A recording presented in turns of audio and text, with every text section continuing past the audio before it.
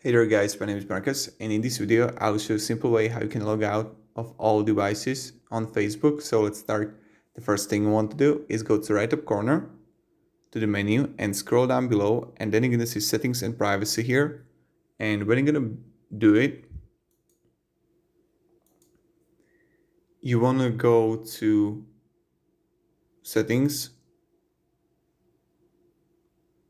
and then you're going to see security and login under security.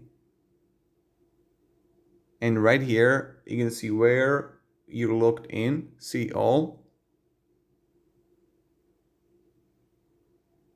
And I see like, okay, I'm logged in this. So I go click here and log out. And you want to log out wherever you want. So here again, log out. But this is all my phone, so I don't need to log out myself. But this is pretty much it how you do it. So thank you very much. If you have any questions, guys, ask me down in the comments. And have a great day. Goodbye. See ya.